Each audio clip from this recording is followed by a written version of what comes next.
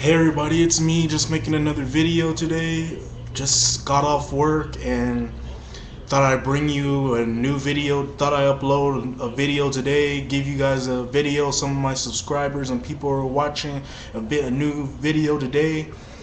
I was gonna do my WrestleMania 25 prediction video, but I'll just wait till tomorrow to do that because really didn't have any much time to prepare for that. So this is gonna be, I guess, WrestleMania series number 10.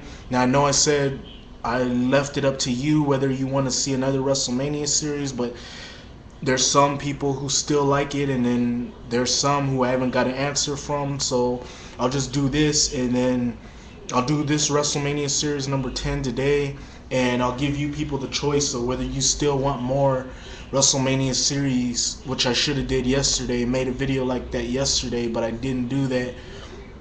So I'm gonna leave it up to you people to whether you want to see another WrestleMania series, which will be 11. And like I said, I'm only gonna go up to 15. And I got a lot of good treats for you with this WrestleMania series, with the best celebrity moments, the best tag team title matches, the best heel turns, and then my best WrestleManias ever, the best WrestleManias ever. I'm gonna give you that. That'll be my final video. So just let me know if you want me to continue doing that. Anyhow, let's get to this video. This is WrestleMania series number 10. This is gonna be a new concept, which I already had a bunch of concepts of world title matches and stuff like that. Today, this is going to be me talking about the best face turns at WrestleMania.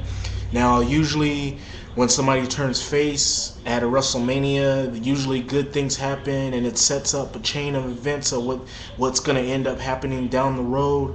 And this is no exception with some of these face turns that happen at WrestleMania, except with the exception of two, because they didn't really mean anything, because either one wrestler didn't get over as many people thought he'd get over, or the other wrestler he was just too beat up and he couldn't wrestle anymore. But it was good to see him go out that way he did. So let's get started with this video. At number 5, I got Brutus the Barber Beefcake when he turned face at WrestleMania 3. At the time, this was a really good face turn because many people were clamoring for a Brutus the Barber Beefcake face turn, and I believe he turned face right after his team walked out on him in a tag team match. Again, I forgot the team that it was against, but yeah, the team, the Greg the Hammer Valentine and the other guy, the manager I believe, or whoever it was, walked out on him and just left him in there just scratching his head like, why did my guys walk out on me? And then of course he would make his official face turn when he went on to help Roddy Piper cut Adrian Adonis's hair, which was probably one of the funniest and most entertainment moments at a WrestleMania. So yeah, it was good to see him turn face, but like I said in the beginning of the part of the video, he really didn't get over with the crowd as much as many people in the WWE intended on making.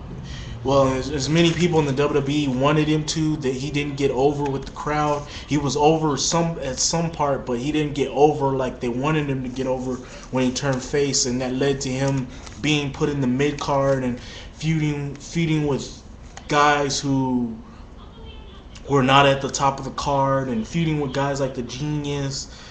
Then feuding with Mr. Perfect was probably one of his biggest feuds ever, and then feuding with and just going down the card and feuding with guys who really weren't big. But still, it was good to see him turn face, and that's why I got it at number 5. Number 4, speaking of what I was talking about, Andre the Giant, he just teamed with Aku. They were part of the Colossal Connection, and they were facing a Demolition team who was looking to be 3-time WWE Tag Team Champions. And Andre the Giant and Aku it seemed they were going to dominate the Demolition, but of course, if you've seen WrestleMania 6, Aku was doing all the work, and Andre the Giant was sitting on the apron, and he would get involved a little bit, but not to the point where he would cause some damage in this matchup. And then in the end, Demolition hit the decapitation on Aku, And then, of course, Demolition celebrated. And Bobby the Brain Heenan would get mad. They would put their hands. Bobby the Brain Heenan would put his hands on Andre the Giant and slap him and tell him he's nothing, he's useless. Andre the Giant would take offense to it. He would push Bobby the Brain Heenan around and slap him, and then of course Haku would try to sneak attack him. Andre the Giant would grab his leg and then he would slap him and chop him. And then, of course, that led to Andre the Giant going on the cart, pushing them off the cart, and then just giving a farewell goodbye to everybody in his final WrestleMania appearance. At the time, it was good to see Andre turn face, but it really didn't lead to anything else, as Andre the Giant was pretty much finished with wrestling at this point because he was so badly beaten. But his body was so badly beaten. But at the time, it was good to see Andre the Giant turn face for one night, and really made you think that he was going to turn face as a pro wrestler and have some feuds with the Heenan family, but it didn't happen, as he would just be cheerleading, one of those advisors outside of the ring, helping people. But it was good to see at the time. Number 3, Randy Savage, when he turned face, when he reunited with Miss Elizabeth after he got beat by the Ultimate Warrior.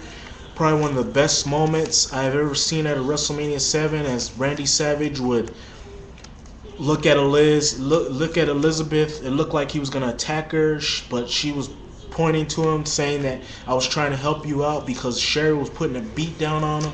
And of course, Elizabeth made the save.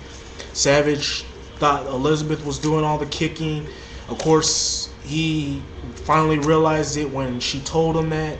And then they would embrace, and then they would hug. Savage would put her on top of his shoulders, and then they would wave to the crowd, and everybody was crying. It was probably one of the most emotional moments I ever seen at a WrestleMania. And of course, you would get the Savage face turn, which would last all the way in the WWE, which would last from 1990, from the most part of 91 all the way to 94, where he was a broadcaster, and then he would of course leave and go to WCW. But at the time, it was a good thing to see, and it was a good thing to see, and it was nice seeing Savage reunited with Miss Elizabeth, which of course led to his face turn. Number 2, I go with Hogan turning face at WrestleMania 18. Of course, he turned face after the NWO put a beat down on him, and then The Rock, of course, made the save, and then The Rock would make the save, and then, of course, Hogan and Rock would stare each other down, and people thought The Rock was gonna turn on Hogan, but no, and join the NWO, which was supposed to happen, but it didn't, of course, because The Rock was going to Hollywood. But no, we got The Rock and Hogan embracing each other. They would pose in front of the crowd and embrace with each other, and yeah, that would signify Hogan's face turn. Probably one of the few good heel face turns I ever seen at WrestleMania, as Hogan would turn face, and of course he had that bad face run in 2002, where he would go on to face Triple H for the title, and of course had that bad world title run where he would feud with The Undertaker in probably one of the worst matches I ever seen I forgot the name of that pay-per-view, but it was an awful matchup and a really shitty chokeslam at that, and probably one of the worst matches in 2002. But yeah, it was good to see Hogan turn face for that night at WrestleMania 18. We then go to WrestleMania. We then go to the final one, which is Steve Austin turning face after losing to Bret Hart. These two had an incredible matchup, and then at some point in this matchup, the crowd turned on Bret, and then they were cheering for Austin. And then, of course, in the end, Steve Austin passed out from being in the sharpshooter, and then, of course, he would get up, and then he would get help by the referees, and then the crowd would be cheering for him. And then, of course, the crowd booed Bret Hart when he left the arena before Austin was to leave the ring. But yeah, it was nice to see Austin turn face, and it showed that the WWE was evolving as the Attitude Era was kicking in, and it was showing that the heels would be the heels and the rule breakers would be cheered, and then the baby faces, like the traditional baby face, would be booed. And it was just a thing where things were changing and it was time to get with the times. But yeah, anyhow, this is my WrestleMania series number 10, the best face turns at WrestleMania. You can rate, you can comment, give me a video